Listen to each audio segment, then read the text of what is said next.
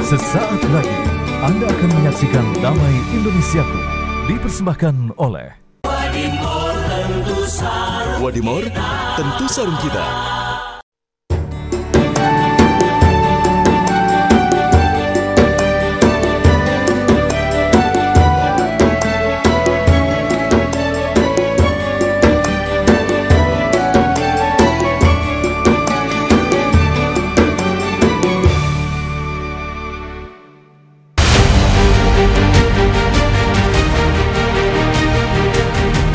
Kepolisian daerah Polda Metro Jaya melakukan penggerbekan terhadap sebuah ruko di kawasan Kota Bekasi, Jawa Barat yang menjadi kantor satelit jaringan judi online pada Jumat 1 November 2024 lalu. Dari penggerbekan tersebut, kepolisian menangkap dan menetapkan 11 orang tersangka, termasuk diantaranya sejumlah pegawai Kementerian Komunikasi dan Digital beserta staf ahli yang terlibat dalam jaringan perjudian online tersebut dengan menyalahgunakan wewenang mereka. Sungguh sangat memalukan. Mereka yang seharusnya bertugas memberantas situs-situs judi online malah membina dan mengambil keuntungan dari situs judi online tersebut.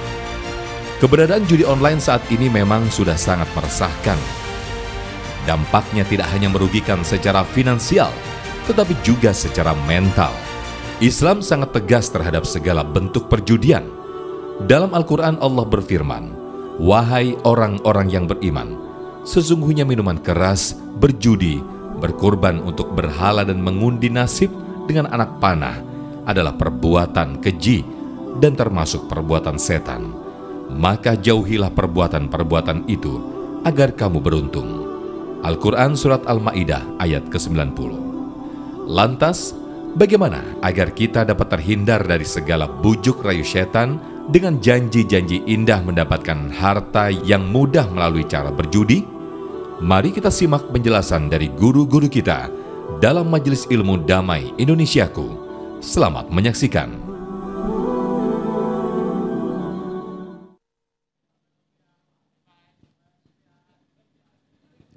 Bismillahirrahmanirrahim. Assalamualaikum warahmatullahi wabarakatuh. Alhamdulillahirabbil alamin, hamdan katsiran thayyiban mubarakan fih. Allahumma shalli ala sayyidina Muhammad wa ala ali sayyidina Muhammad. Segala puji bagi Allah. Senang sekali pemirsa Damai Indonesiaku kembali hadir bersiaran langsung. Yang kali ini kita bersiaran dari Masjid Jami'at Taqwa, tepatnya di Jalan Dharma Putra 2 Komplek Kostrad Kebayoran Lama, Jakarta Selatan. Nah, pemirsa, kita akan mengangkat tema berkaitan apa yang akhir-akhir ini menjadi pemberitaan yang cukup ramai. Bagaimana judi online semakin merebak di mana-mana. Namun cukup kita berikan apresiasi yang kepada pemerintah, bagaimana pemerintah saat ini cukup ketat dalam mengatur bagaimana ini mengusir ataupun memberantas judi online. Nah, untuk itu pemirsa, kita akan mengangkat tema berkaitan dengan judi online atau judol racun yang menggerus iman. Bersama guru-guru kita, Ustadz Abi Maki dan juga Ustadz Taufikur Rahman atau Abi Pantun. Pemirsa, inilah Damai Indonesiaku yang dipersembahkan oleh Sarung Wadimor, tentu sarung kita. Selamat menyaksikan. Bismillahirrahmanirrahim. Assalamualaikum warahmatullahi wabarakatuh.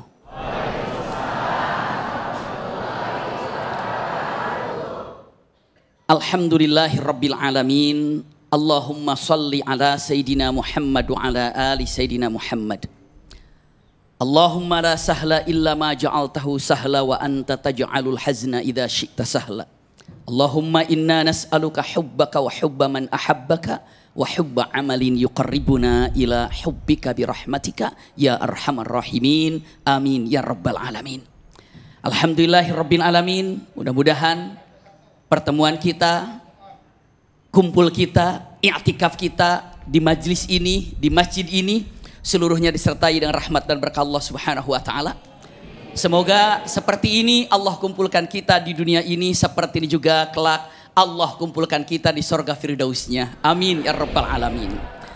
Para alim ulama, para kiai, para asatid, para ustadzat, para masyayikh, para ulama, para umara yang hadir dan menyaksikan tayangan Damai Indonesiaku ini, semoga seluruhnya diberikan kenikmatan lahir batin dalam beribadah kepada Allah Subhanahu wa taala. Ketika kita ingin melihat yang namanya judi, ternyata judi ini ada di masa zaman sebelum Rasulullah dilahirkan. judi ini. Bahkan salah satu sikap dan ketenaran orang pada waktu itu ternyata dilihat bagaimana dia hebat dalam berjudinya. Itu di zaman jahiliyah. Bahkan jahiliyah ini merupakan gambaran yang sangat mengerikan. Karena yang namanya judi menjadikan khas orang-orang jahiliyah pada waktu itu. Masuklah syariat Islam. Lalu saat ini ada dua hal waktu itu yang dijadikan pemikiran orang-orang yang soleh para sahabat. Termasuk Umar ibn Khattab, beliau bertanya, ya Rasulullah, itu yang namanya judi itu seperti apa? Yang namanya khamr itu bagaimana? Karena antara khamr dan judi ini adalah sepasang yang sangat sulit untuk dipisahkan. Ya, bagaikan burung yang terbang dengan dua sayap. Di mana di situ ada khamr, judi pun ada. Di mana judi di situ ada, khamr pun ada. Maka Umar bin Khattab dengan matan, Allahumma ya Rabb, bayyin lana bayanan syafian anil khamri wal maisir. Ya Allah, tunjukkan kepada kami bagaimana sebenarnya antara khamr dan judi ini. Jadi kalau berbicara tentang judi, di situ ada khamr.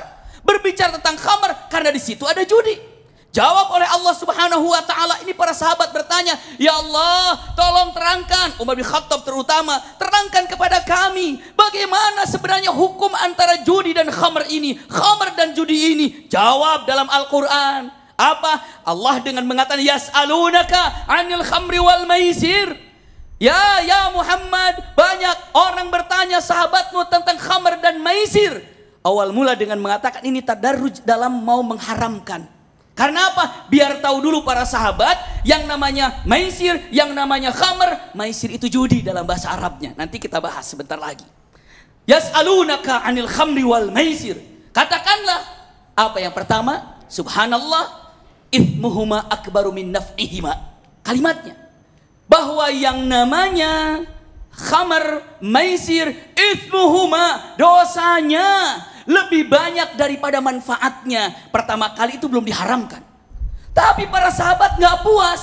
Terutama Umar bin Khattab, kayaknya kalau hanya mengatakan kejelekannya, dosanya lebih banyak daripada baiknya, para sahabat sudah mulai, oh berarti dosanya lebih banyak, buruknya lebih banyak. Banyak mulai para sahabat meninggalkan.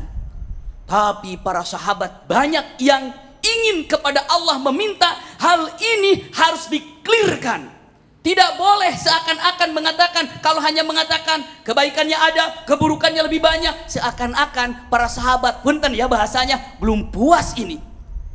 Lalu Allah jawab dengan mengatakan, ya ayyuhalladzina amanu, innamal khamru wal maisiru wal ansabu wal azlamu rijsun min amali syaitan fajtanibu. Lihat, la'allakum tuflihun. Ingat kata-katanya. Ketika bertanya, ya Allah terangkan khamr maisir. Allah jawab langsung 4 hal. Hai orang-orang yang beriman, Allah jawab pertama kali, innamal khamr, sesungguhnya khamr. Wal maisir, judi. Wal ansab, artinya apa? Menyembahkan sesuatu bukan karena Allah. Iya, taqarrub bukan karena Allah. Lalu azlam itu semacam dulu tuh begini, tatoyur. Misalnya gini, saya hari ini atau seseorang mengatakan, kira-kira hari ini dagang nggak ya? Dagang nggak ya? Coba lepasin burung. Kalau burung terbang ke kanan berarti dagang. Kalau burung terbang ke kiri nggak usah dagang. Itu namanya azlam. Apa namanya? Mengundi kayak gitu. Hal ini dipatenkan dalam Al-Quran. Kenapa? Innamal khamr. Sesungguhnya khamr merusak akal. Lalu apa? Wal maisir merusak harta. Ingat. Ansab wal azlam merusak akidah.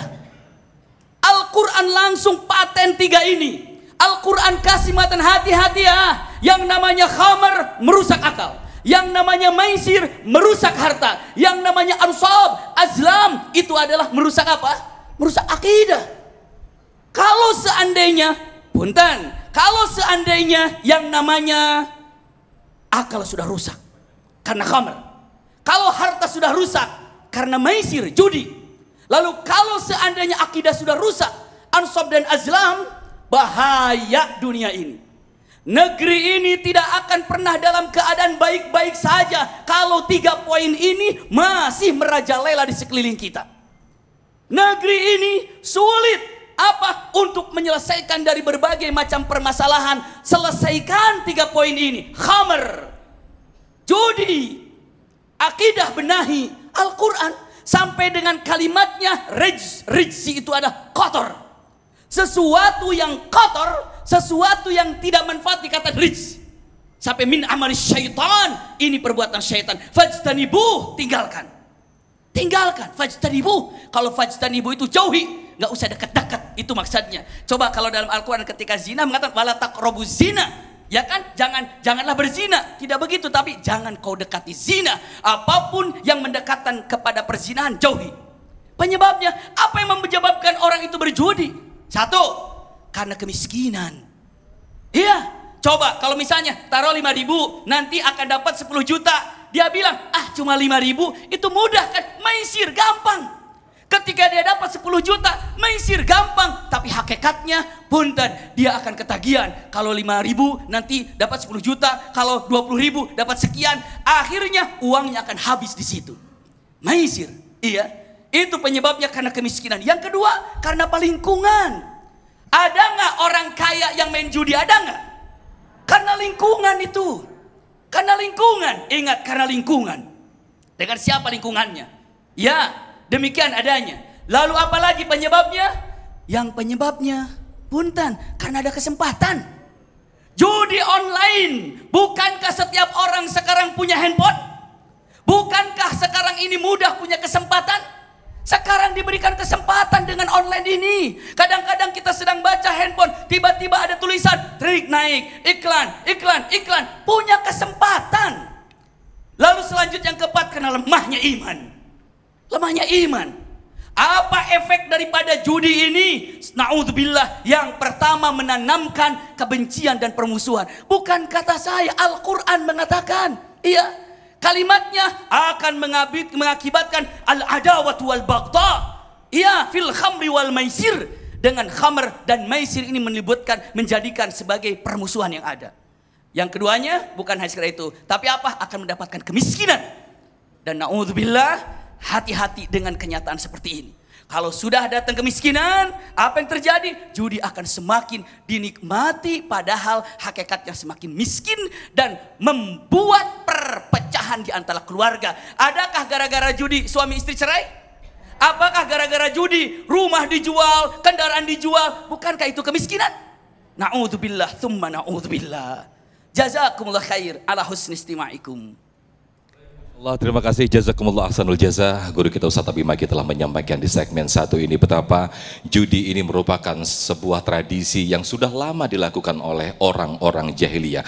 Bahkan Allah dengan tegas mengharamkan dalam surat Al-Baqarah ayat 219. Nah, timbul pertanyaan dalam diri kita, ketika kita terlibat judi, bahkan judi online, apakah kita termasuk orang-orang yang jahiliyah? Nauzubillah, summa nauzubillah. Nah, di segmen kedua nanti Abi Pantun akan memberikan tausiah bagaimana agar kita terhindar dari judi ataupun judi online. Sesaat lagi tetaplah bersama kami di Damai Indonesiaku yang dipersembahkan oleh Sarung Wadimor, tentu Saru Kita.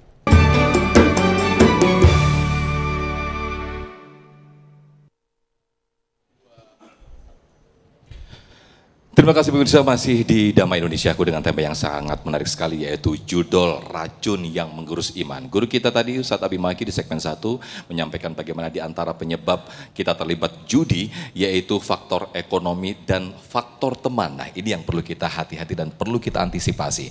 Nah, berikutnya pemirsa di segmen ini Ustaz Taufikur Rahman atau Abi Pantun akan menyampaikan bagaimana cara agar kita terhindar dari judi ataupun judi online. Fadal Abi. Assalamualaikum warahmatullahi wabarakatuh.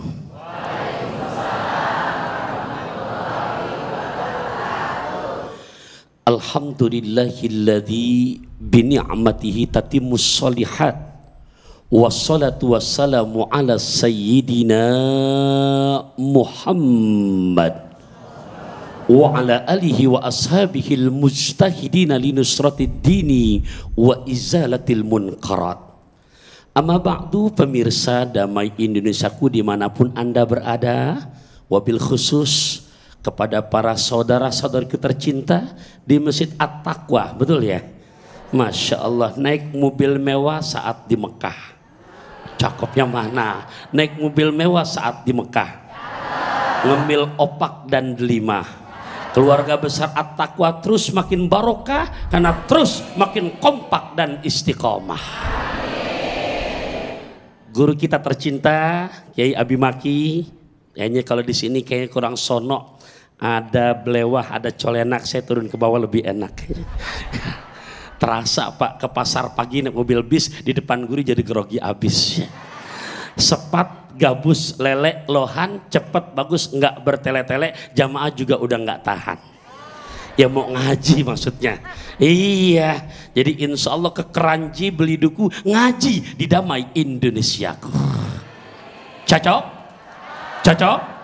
Cok, gali, cok, galaga, cok. Kurang semangat jauh cocoknya, bapaknya belum keluar suaranya. Cocok? Cok, gali, cok, galaga, cok. Hadirin hadirat rahimakumullah.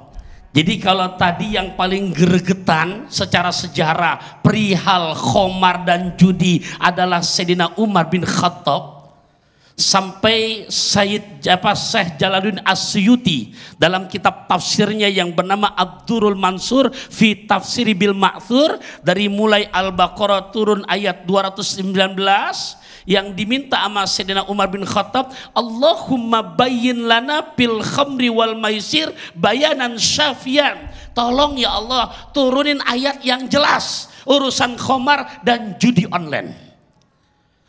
Bu, turun lagi yang kedua, An-Nisa ayat 43, masih berdoa Sayyidina Umar, Allahumma bayyin lana fil khamri wal maisir bayanan syafian ya Allah. Tolong apa ya Allah, turunin ayat perihal tentang judi dan khamar dengan ayat yang jelas. Sahabat lagi jadi imam mabok. Iya, mabok. Kita kadang-kadang yang nggak mabok aja suka ketukar, apalagi mabok. Lah orang kampung saya jadi imam Kiai Abi Maki, lah depannya atin, ujungnya jadi wal asri. Depannya atin. Ini bukan cerita ngada-ngada. Laqad khalaqnal insana fi ahsani taqwim tsumma radadnahu asfala safilina illa alladziina amanu wa amilus solihati wa tawassaw bil haqqi. Tuh. Bisa nggak terjadi begitu? Bisa aja. Ini nggak mabok, masih ketukar. Gimana yang mabok, gimana yang juga ahli judi. Nah makanya begitu turun ayat surat Al-Ma'idah surat ke-5 juz ke-7 ayat 90-91, apa kata Sayyidina Umar? Intahaina ya Allah, intahaina ya Allah, intahaina ya Allah. Cukup ya Allah, jelas sudah. Kenapa? Ya Allah, naik kereta ngelihat bis dan tak habis.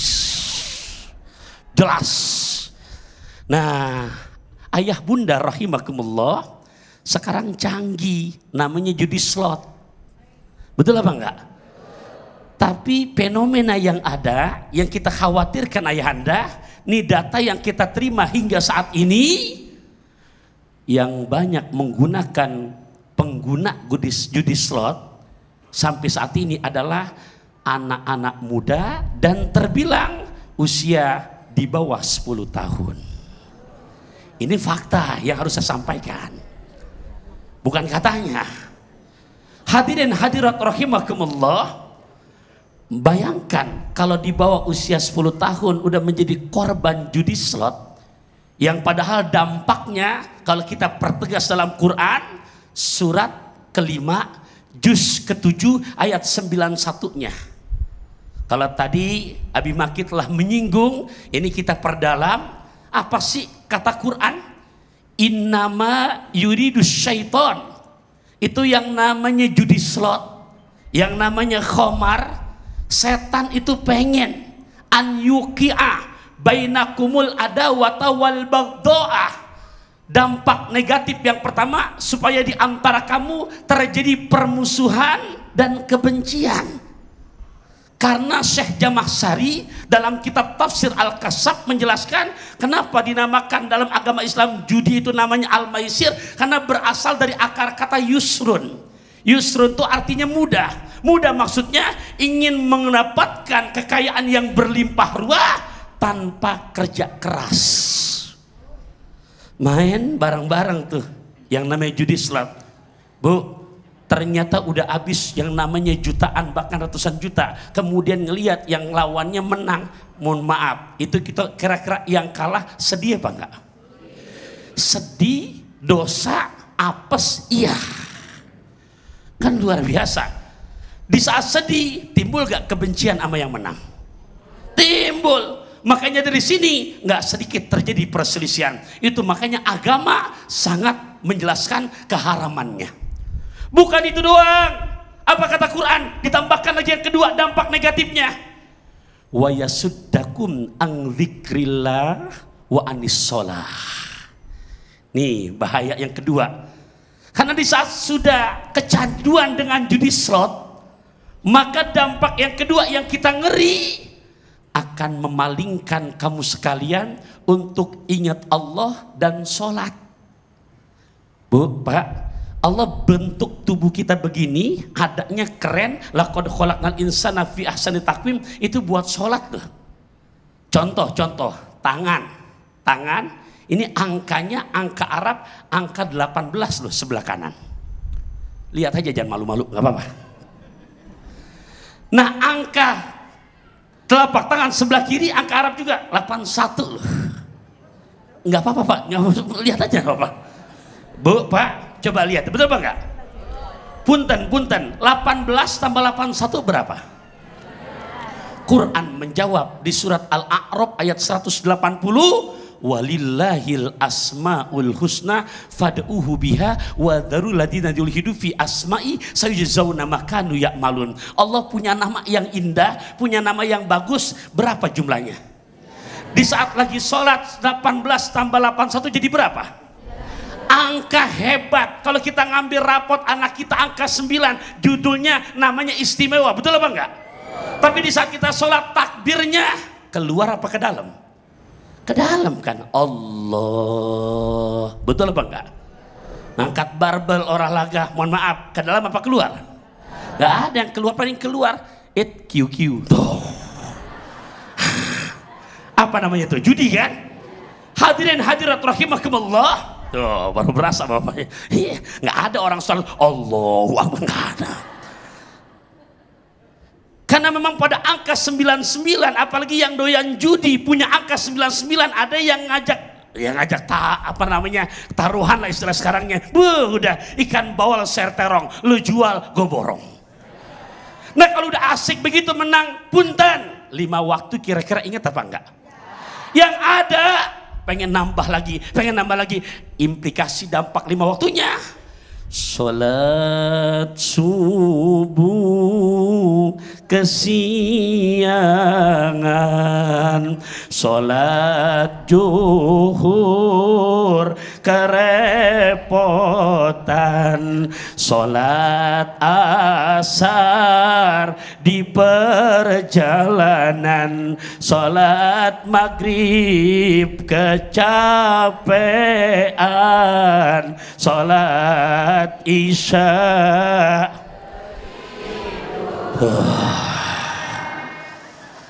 Boleh saya akhiri pakai pantun boleh? Bahaya judi slot boleh kan? Orang bojong kolot nggak doyan serikaya, doyannya markisa dan sirsak. Yang namanya judi slot nggak akan buat orang jadi kaya, yang ada susah dan makin belangsak. Na'udzubillah min. Silahkan Sofyan. Masya Allah, terima kasih Ustadz Abi Pantun yang telah memberikan tausiah luar biasa sekali betapa kita ketika kita terlibat dalam bahayanya judi, maka akan terjadi sebuah kenegatifan atau kerusakan di mana-mana. Nah, pemirsa, kita akan membahasnya lebih dalam lagi, termasuk bagaimana ini adanya sarana dan prasarana judol ataupun judi online. Akhirnya kita tidak mau, akhirnya kita terlibat di dalam situ. Nah, kita akan bahas lebih dalam lagi. Namun sebelumnya, Ustadz Abi Pantun akan berbagi berkah kepada para jamaah bersama Luwak White Coffee. Tetaplah di Damai Indonesiaku, sesaat lagi.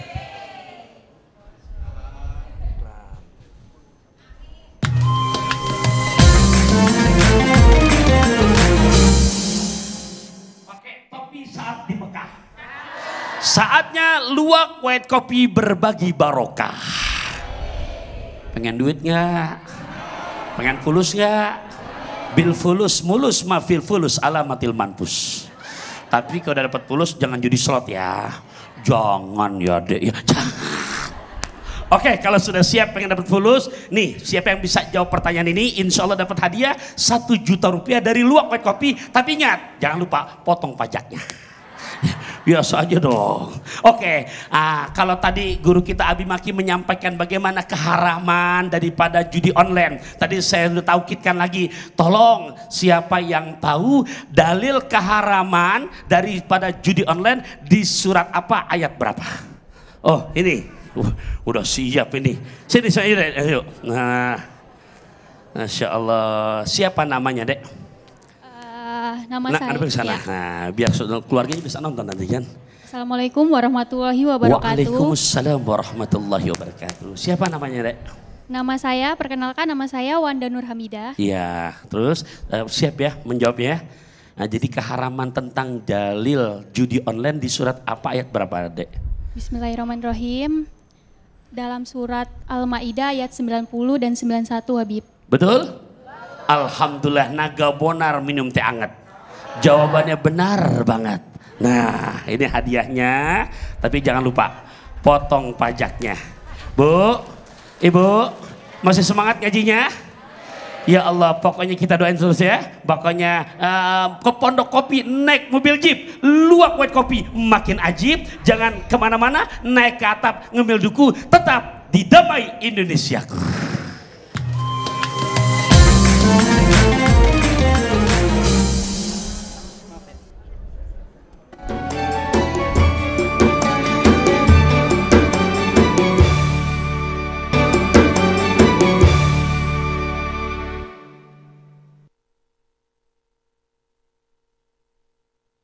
Terima kasih pemirsa, masih di Damai Indonesiaku dengan tema judol atau judi online racun yang menggerus iman. Nah, kita akan bahas lebih dalam tema yang sangat menarik ini bersama guru-guru kita. Kami persilakan para jamaah untuk mengajukan pertanyaan. Ada Ananda atau Ukhti Putri yang akan mengajukan pertanyaan dan akan dijawab oleh Ustadz Abi Maki terlebih dahulu. Silakan Ananda Putri, boleh berdiri? Ya. Assalamualaikum warahmatullahi wabarakatuh. Waalaikumsalam warahmatullahi wabarakatuh.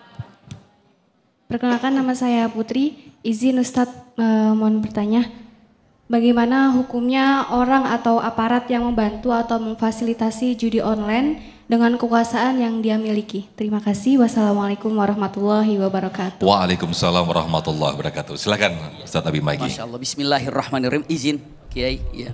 Subhanallah, ketika ada pertanyaan, ya bagaimana, punten.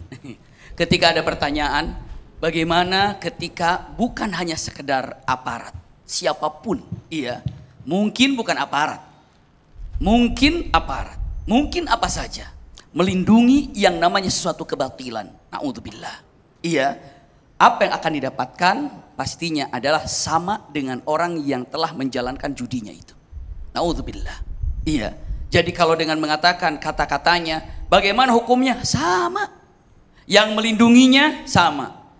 Baik itu dengan peraturan, baik itu melindungi agar namanya tetap tertutup tidak diketahui. Maka kalau digambarkan bagaimana hukum orang yang melindunginya, jawabannya adalah sama. Sama dengan siapa? Sama dengan orang yang menjalankannya. Iya, maksiat ini dikerjakan, usikum wa iyaya nafsi bitaqwallah, dengan seseorang mengerjakannya, seseorang melindunginya, seseorang memfasilitasinya. Maka ini adalah sesuatu kezaliman yang ada. Apa yang akan didapatkan? La haula wala quwata illa billah. Hilangnya keberkahan. Hilangnya keberkahan. Harta tidak berkah. Keluarga tidak berkah. Makanan pun tidak berkah. Makanya kalau ada di dalam Al-Quran semua sudah jelas dan ayatnya kita sudah semua hafal. Kalimatnya, lau anna ahlul qura amanu wattaqau la fatahna alaihim barakat. Jadi kalaulah satu negeri, satu tempat, satu kampung, satu RT, satu RW, satu keluarga kecilnya, iman dan takwa kepada Allah, pastikan Allah akan lafatahna, Allah benar-benar akan membukakan apa? Barokat. Tidak mengatakan lafatahna alaihimur rizq, tidak begitu. Lafatahna barokah, Barokah itu apa? Karena barokah ini segala apa yang akan didapatkannya berkah. Berkah. Jadi kalau seandainya punten bertanya, apa yang membuat kita ini hilang keberkahan? Jawabannya adalah karena apa? Punten, jawabannya karena ada berbagai macam hal yang mungkin maksiat. Lebih besarnya ada lagi seperti judul ini, la haula wala quwata illa billah. Maka punten, pantesan keberkahan itu tidak ada.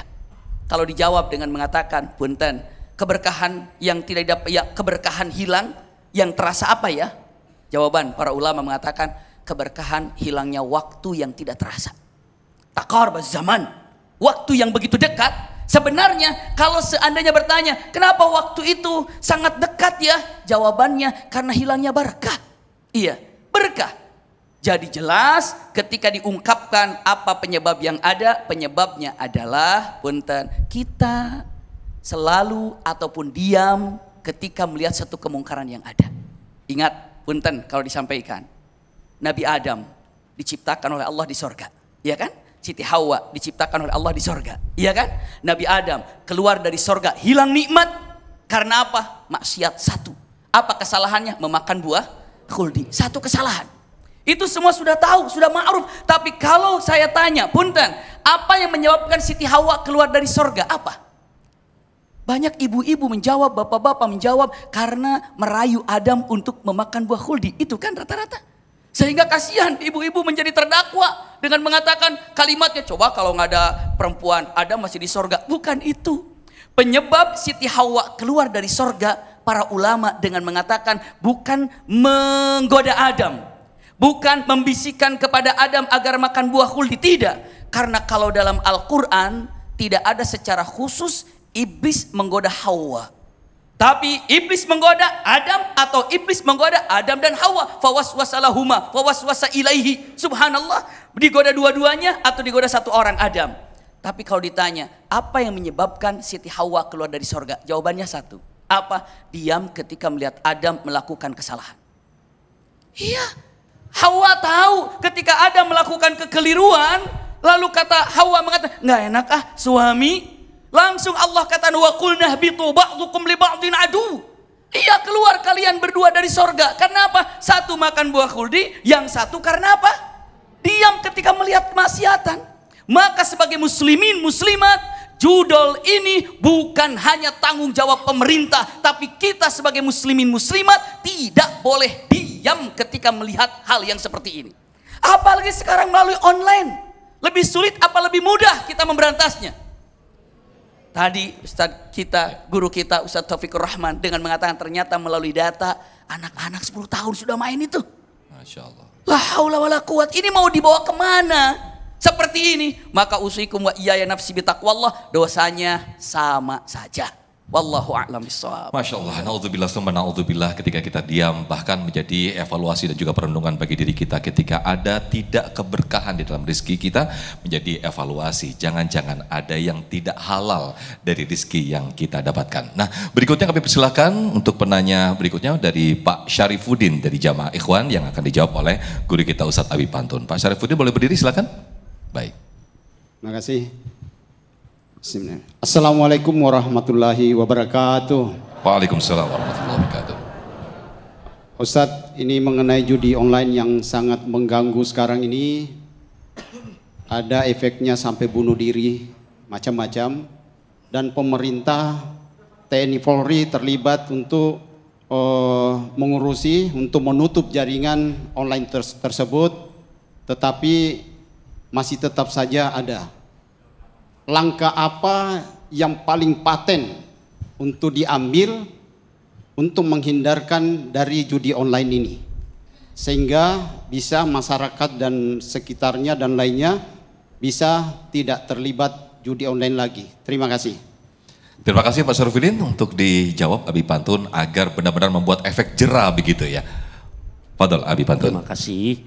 Hadirin wal hadirat rahimakumullah, wabil khusus ayahanda Syarifuddin. Tadi di Quran surat Ali Imran ayat ke-91, mereka yang sudah kecanduan dengan judi, istilah kerennya sekarang judi online, itu Al-Quran menyebutkan Karena tujuan setan wa yasuddakum an dzikrillah wa anis shalah. Untuk membuat mereka lupa dengan Allah dan lupa sama kewajiban sholat. Lantas upayanya kita gimana untuk menyelamatkan itu? Di saat dilupakan sholat berarti kita harus kembali lagi khususnya kepada para orang tua. Punten, bukan maksud menggurui ini. Makanya sejak 14 abad tahun yang lalu perihal kewajiban kita nih, suami memimpin untuk yang namanya istri. Kalau dikatakan istri adalah madrasah yang pertama untuk anak-anaknya, suami siapa? Kepala sekolahnya, Pak. Nah, nggak ada lain untuk solusinya memutus hal yang demikian, perbaiki sholatnya. Ustaz saya sudah sholat, punten. Ini kita pinjam teori pendidikan Nabi. Kita udah ngejalanin apa belum? Nabi nyuruh anak kita sholat usia berapa tahun? Punten, ini hadis Pak Sarbuddin, 7 tahun. 7 tahun. Muru auladakum bis sholat wahum sab'a sinin. Perintahkan hai Taufikur Rahman anak kamu. Perintahkan wahai para ayahanda, ayah ibunda untuk anakmu sholat. Anak di usia berapa? Dan kelihatannya serem. Nabi nyuruh di usia 10 tahun sudah apa? Pukul. Bu, Pak, mohon maaf, pernah nggak kita berpikir begini secara teori pendidikan parenting nih? Sholat sehari semalam berapa waktu? 5. Setahun berapa hari? 365 hari. Berarti kita punya kewajiban untuk mengajak anak kita sholat di usia 7 tahun, baru setahun saja nih, nggak sampai 10 tahun, setahun saja. Tolong 5 kali 365 hari berapa jumlahnya? 1825. Jangan bilang banyak. Iya, berapa banyak? Berarti setahun kita punya kewajiban ngajak anak kita sholat sebanyak 1825 kali. Itu 7 sampai 8 tahun, tapi Nabi menyuruh sampai usia 10 tahun. Berarti sekarang kita kalikan 1825 kali 3 tahun. Halo ayah bunda, berapa jawabannya? Mau bilang banyak lagi udah. 5475 kali. Mohon maaf, berapa jawabannya? Oke, buntutnya kita buang dah kalau ribet. Ya 400-nya buang, kita ambil 5.000 aja. Sudahkah kita mengajarkan anak kita sholat, mengajak anak kita sholat sebanyak 5.000 kali? Halo, bantuin jawab, tolong, udah belum? Udah Pak, benar? Ya, lihat teori pendidikan Rasulullah. Kalau kita pakai teori pendidikan Nabi begini, selama 3 tahun, kira-kira anak 10 tahun perlu nggak kena pukul? Nggak perlu. Karena kita hanya pandai menyuruh, tapi tidak pandai buat ditiru. Punten. Ini bukan maksud menggurui. Kita hanya pandai berkata-kata, tapi nggak membuktikan secara fakta. Kita hanya bisa yang sifatnya menjadi admin, tapi tidak bisa menjadi cermin. Yuk lewat kajian Dhamma Indonesiaku, ini tugas kita semua. Karena di surat At-Tahrim ayat ke-6, tugas kita semua. Ya ayyuhalladzina amanu ku anfusakum wa ahlikum naro wa quduhan nas wal hijaro alaiha malaikatun giladun sidadun la ya'sunallaha ma amarahum wa yaf'aluna ma yu'marun. Ayahanda Saripudin, makan lesehan bareng suami juga buat semuanya, mudah-mudahan bisa dipahami. Baik, terima kasih Habib Pantun atas jawabannya, dan tentunya ini membutuhkan kolaborasi yang sangat kuat antara instansi yang terkait untuk benar-benar memberantas adanya judi online hingga ke akar-akarnya. Tetaplah bersama kami pemirsa di Damai Indonesiaku, usai jeda kami akan kembali.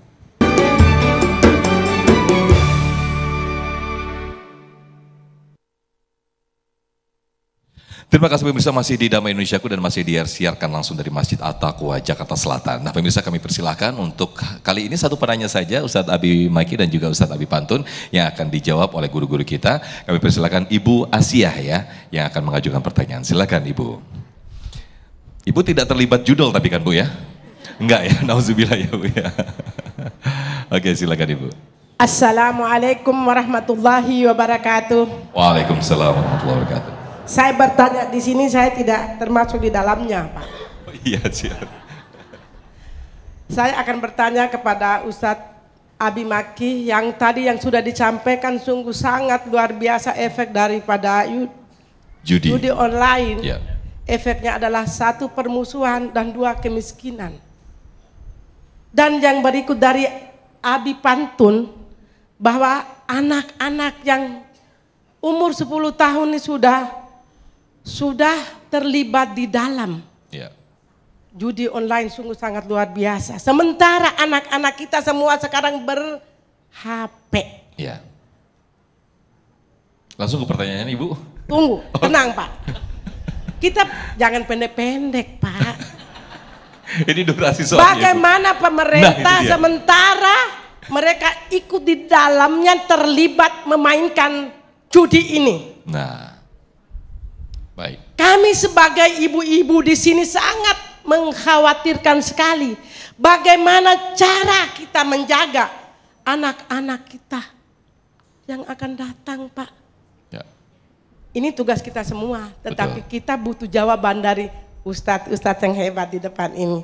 Terima kasih. Wassalamualaikum warahmatullahi wabarakatuh. Waalaikumsalam warahmatullahi wabarakatuh. Saya dimarahin ya, Abi. Sama Ibu. Ini ras terkuat di muka bumi ini. Oke, kami persilakan terlebih dahulu Abi Pantun, kemudian nanti dilengkapi oleh Ustadz Abi Maki. Silakan. Baik Bunda Asia serta juga para pemirsa Damai Indonesiaku, sebagai rujukan untuk menjawab pertanyaannya, di Quran surat keempat, juz keempat ayat ke-9, yang Ibu khawatirkan sudah Allah berikan wanti-wanti sejak 14 abad tahun yang lalu. Bismillahirrahmanirrahim. Wal yakhshal ladina law taraku min khalfihim zurriyatan diafa khafu alaihim falyattaqullah wal yaqulu qaulan sadida. Hai Ibunda Asia, hai Taufikur Rahman, wahai para ayahanda, wahai para ibunda, hendaknya di hati kamu ada rasa khawatiran. Sekiranya meninggalkan di belakang kita zurriyatan diafa, anak cucu yang lemah.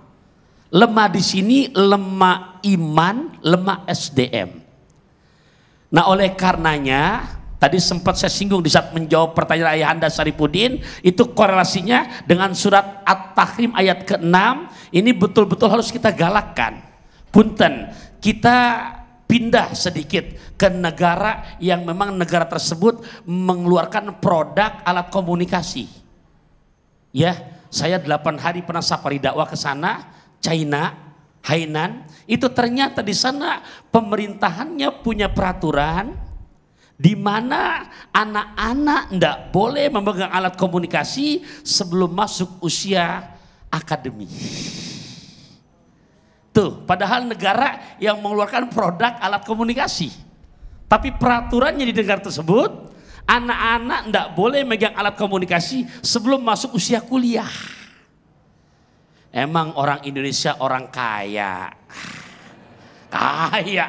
Iya, lagi main ke rumah Besti, ngelihat anaknya nggak bisa diam. Apa kata solusi Bestinya? Udah, umur 3 tahun tuh, beliin aja HP. Nah, ini mohon maaf ayah bunda. Bagaimana kita mentertibkan kedisiplinan dalam keluarga? Saya juga punya anak, ya sama-sama kita punya khawatiran. Yuk bagaimana? Jadi jangan sampai ini anak-anak kita udah terprovokasi sama jin gepeng. Iya, bukan nggak boleh, karena dengan kecanggihan teknologi apa sih yang nggak didapat di dalam handphone tersebut? Tapi mohon maaf, dampak negatifnya, mudorotnya banyak apa enggak? Jadwalnya kita punya kewajiban jangan kena diatur sama anak. Kan kadang-kadang prihatin Bapak Ibu, semeja duduk berempat, ngobrol pakai handphone. Pada dirinya sendiri ya Abi. Nah itu dia, Ki Abi Maki, mangga biar kebagian juga waktunya. Baik, silakan Abi Maki, boleh dilengkapi Ustaz Abi Maki. Iya, jazakumullah khair, Masya Allah. Sudah disampaikan tadi oleh guru kita, Ustadz Taufikur Rahman. Yang ingin saya sampaikan adalah benteng pertahanan terkuat untuk kita adalah pesantren. pesantren. Dekatkan para ulama, dekatkan pesantren, tanya sama para murid santri ada pesantren. Ustaz Taufikur Rahman ada pesantren. Iya, kami ada pesantren. Apakah anak-anak di sana pegang handphone? Haram. Haram. Buktinya mereka hidup, buktinya mereka senang, buktinya mereka bisa. Tapi untuk saat ini naudzubillah beberapa banyak orang punten mengucilkan pesantren. Oh, pesantren bahaya, padahal itu benteng pertahanan terkuat yang kita miliki adalah pesantren. Berapa banyak sekarang orang yang berpikir mengatakan anaknya akan dimasukkan pesantren. Nggak ada kan? Lalu dengan mengatakan, tapi kan saya jauh dengan anak. Hari ini sedih, menangis, tapi nanti ibu bapak akan berbahagia, tersenyum. Kenapa? Anaknya kuat pertahanannya. Imannya. Iya, di pesantren itu kehidupannya yang dilihat para santri, dilihat para guru, dilihat para kiai, ke masjid, ke asrama, sekolah, pesantren, Masya Allah. Jadi sekarang ini tolong lihat, kalau digambarkan apa yang harus saya kerjakan untuk menjaga anak-anak pun tanpa merasa hormat, tanpa bermaksud apa-apa, hidupkan pesantren. Ya, pesantren. Sekarang kalau dicek di sini di antara ayah dan bunda, berapa putra-putri kita yang masuk pesantren hari ini? Coba cek baik-baik. Siapa? Apa yang ada dalam pikiran kita tentang pesantren? Makanya satu waktu tolong cek pesantren seperti apa, para kiai seperti apa. Maka berapa banyak orang yang tidak suka, punten ya, tidak semuanya, beberapa banyak, mungkin segelintir orang, bagaimana caranya pesantren tidak berkembang karena ini bahaya untuk kemajuan umat Islam. Maka cobalah sedikit apa yang terjadi diangkat, sedikit apa yang terjadi diangkat. Padahal punten, kalau tadi yang namanya khamr itu adalah kejelekannya lebih banyak gitu kan, tapi kalau pesantren sekecil oknum yang ada tapi kebaikannya berlimpah dan lebih banyak. Tanya sama para ulama sekarang, pernah pesantren nggak mereka? Insya Allah pernah. Kami satu pesantren, iya, dengan beliau, Masya Allah.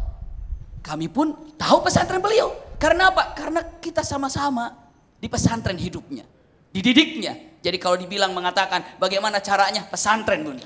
Pesantren. Ada putra-putri dari ayahanda bunda yang putrinya pesantren di sini? Angkat tangan.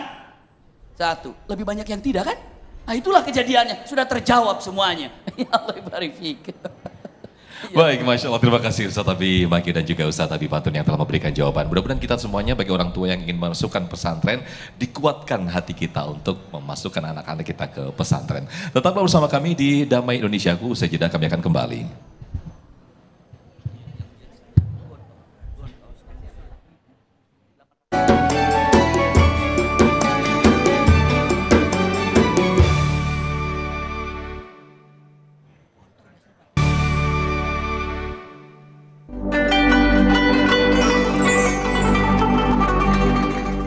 Dipersembahkan oleh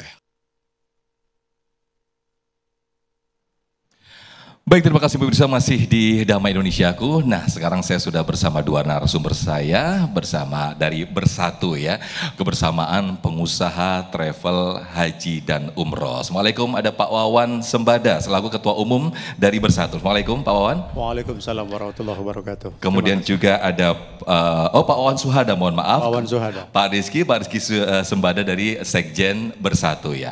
Nah, pertama saya akan mengajukan pertanyaan. Ada dua pertanyaan ke Pak Wawan. Ini berkaitan dengan regulasi atau undang-undang yang diberikan oleh pemerintah pelaksanaan umroh dalam Undang-Undang Nomor 8 Tahun 2019. Ini bagaimana Bersatu mensosialisasikan dan juga menjalankan aturan ini agar pelaksanaan haji dan umroh dapat berjalan dengan baik sesuai undang-undang, Pak Wawan. Silakan. Baik, terima kasih Mas Sofyan. Pada prinsipnya kami dari Asosiasi Kebersamaan Pengusaha Travel Haji dan Umroh disingkat Bersatu, saat ini melaksanakan upaya-upaya sosialisasi dan informasi kepada anggota kami yang berjumlah sekitar 200 PPU dan sekitar 30 PHK. Dalam hal ini adalah bagaimana kita mensosialisasikan Undang-Undang Nomor 8 2019 yang menjadi nyawa atau ruh dari penyelenggaraan haji dan umroh khususnya di kalangan swasta. Karena pada hakikatnya penyelenggaraan umroh dan haji ada dua, yaitu yang dilakukan oleh pemerintah dan swasta. Dalam hal ini kami menginformasikan dan mensosialisasikan yang dilakukan oleh swasta, yaitu melalui PPU dan PIHK. Adapun beberapa hal yang kita lakukan, pertama menginformasikan dan mensosialisasikan tentang larangan umroh backpacker. Ya, karena ini sangat dilarang melalui pasal 122 Undang-Undang 8 tahun 2019, bahkan denda penjara itu sekitar 6 tahun dan denda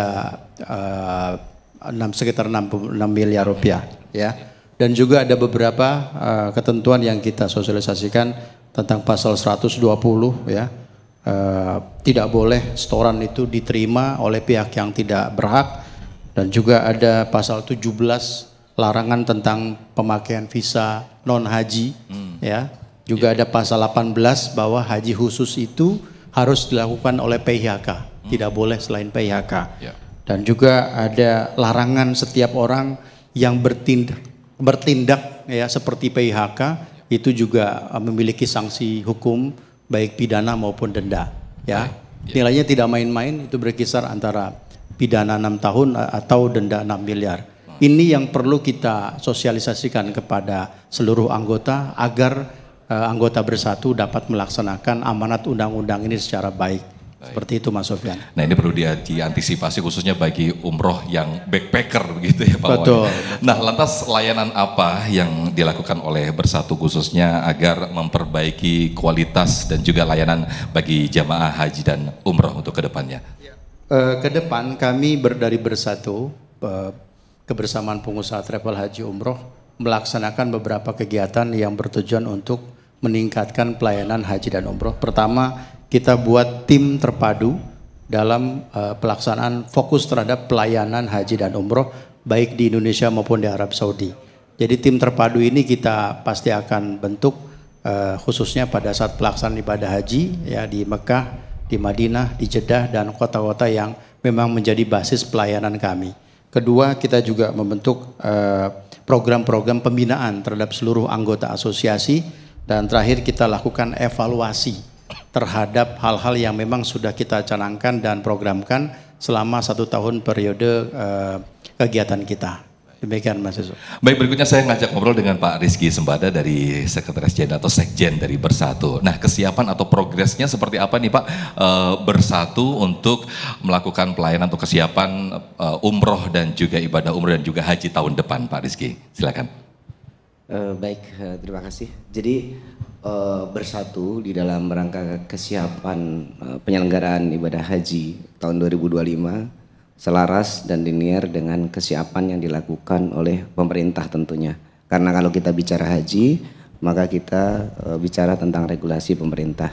Alhamdulillah saat ini sistem e-hajj sudah dibuka dan sekarang ini di tim Bersatu dan di seluruh juga PIHK di Indonesia ini sudah mulai melakukan persiapan pembayaran untuk blok seat Kidana senilai 27 juta real yang apabila hal ini dibagi dengan jumlah jamaah haji khusus sekitar 400 US dollar atau 1.700-an real yang mesti segera dibayarkan di KUH ya, melalui KUH begitu. Jadi gitu.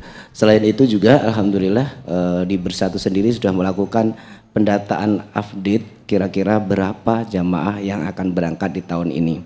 Karena sebagaimana kita ketahui pembayaran sistem tadi itu tidak melalui PIHK sendiri, melainkan harus melalui asosiasi. Dan sudah kita ketahui bersama bahwa haji khusus 3 tahun terakhir ini sudah harus memakai sistem user, di mana satu user itu konsorsium beberapa travel yang jumlahnya ada 2.000 jamaah. Demikian. Baik, terima kasih Pak Rizky Sembada selaku Sekjen dari Bersatu, juga Pak Wawan terima kasih selaku Ketum dari Bersatu. Nah, berikutnya tetaplah di Damai Indonesiaku. Namun sebelum kita mengakhiri dengan doa, kita akan menyimak terlebih dahulu kesimpulan dari tema besar kita pada siang hari ini, yaitu judul Racun yang Menggerus Iman, yang akan disampaikan oleh guru kita Ustadz Abi Maki. Fadhal Ustadz Abi Maki. Bismillahirrahmanirrahim. Dipersembahkan oleh Subhanallah, Maha Suci Allah yang telah mengumpulkan kita di tempat ini. Seperti ini juga kelak Allah kumpulkan kita di sorga firdausnya. Amin ya rabbal alamin. Tidak ada di antara kita kecuali ingin mendapatkan kebahagiaan. Baik itu kebahagiaan di dunia dan kebahagiaan di akhirat. Tapi tahukah ketika dalam suratul Maidah larangan tentang yang namanya judi, iya, khamr atau dikatakan lalu maisir, ansab, azlam, coba di ujungnya dengan mengatakan fajtanibuhu la'allakum tuflihun. Ya, jauhkan dari diri Anda. Kenapa? Agar engkau mendapatkan kebahagiaan. Seakan-akan dengan mengatakan mustahil akan mendapatkan kebahagiaan kalau masih judol ini atau judi berbentuk apapun masih ada bersarang di tempat kita. Itu gambarannya. Jadi mustahil akan mendapatkan kebahagiaan kalau judi ini masih ada. Mustahil, karena kalimatnya la'allakum tuflihun, agar engkau mendapatkan kebahagiaan, mendapatkan kemenangan.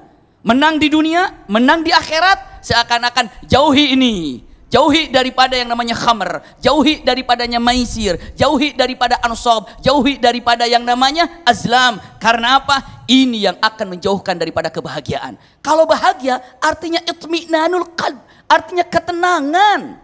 Iya, bagaimana mungkin orang akan dapat bahagia kalau tidak ada ketenangan? Maka bagaimana mungkin orang ini akan tenang kalau seandainya 3 poin ini, perusak ini ada di dalam diri kita. Merusak akal, merusak harta, dan merusak akidah.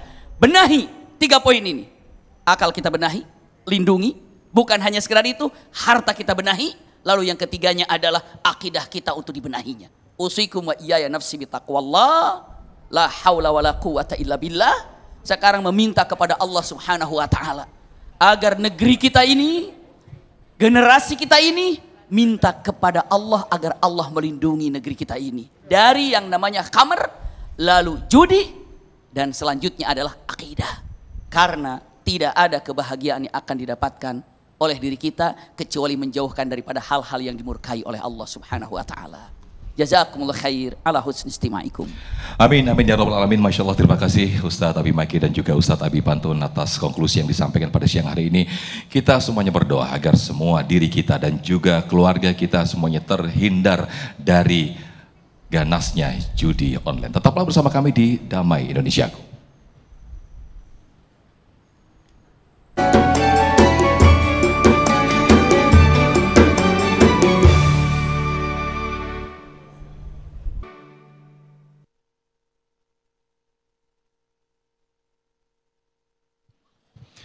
Alhamdulillahirrabbilalamin. Pemirsa, tidak terasa kita sudah di penghujung acara Damai Indonesiaku, dan sesaat lagi kita akan berdoa bersama-sama yang akan dipimpin oleh guru kita Ustadz Taufikur Rahman.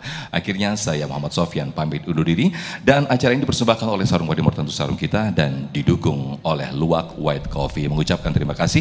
Wabillahi taufiq wal hidayah. Wassalamualaikum warahmatullahi wabarakatuh. Mari ayah bunda kita berdoa bersama, kita minta pada Allah subhanahu wa ta'ala. Nastaghfirullahaladzim, nastaghfirullahaladzim, nastaghfirullahaladzim. Bismillahirrahmanirrahim. Alhamdulillahi rabbil alamin. Allahumma salli ala Sayyidina Muhammadin wa ala ali Sayyidina Muhammad. Allahumma barik lana fi auladina wa auladikum. Ya Allah, berikanlah kebarokahan kepada kami, kebarokahan kepada putra-putri kami. Wala tadurruhum, jangan engkau berikan kemudorotan kepada mereka. Wa wafikum li ta'atika warzuqna birrahum. Akan tetapi ya Allah, anugerahkan hidayah taufik kepada kami, kepada putra-putri kami, untuk mereka makin istiqamah, patuh menjalankan perintah-Mu. Makin istiqomah, patuh menjalankan sunnah-sunnah Nabi-Mu.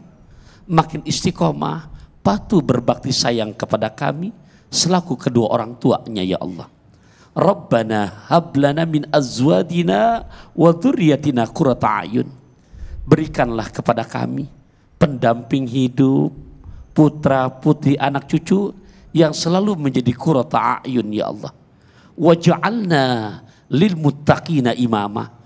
Jadikan kami imam yang memiliki hati yang bertakwa. Rabbi habli minas sholihin, Rabbi habli minas sholihin, Rabbi habli minas sholihin. Rabbana atina fid dunya hasanah wa fil akhirati hasanah wa qina adzabannar. Wa sallallahu ala sayyidina Muhammadin wa ala alihi wa sahbihi wa sallam. Da'wahum biha subhanakallahumma wa tahiyyatuhum fiha salam. Wa akhiru da'wana anil hamdulillahi rabbil alamin. Mari sama-sama kita baca subhanakallahumma wa bihamdika asyhadu an la ilaha illa anta astaghfiruka wa atubu ilaik.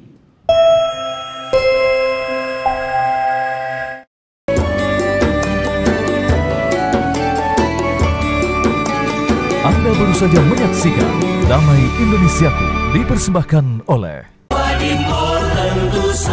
Wadimor tentu sarung kita.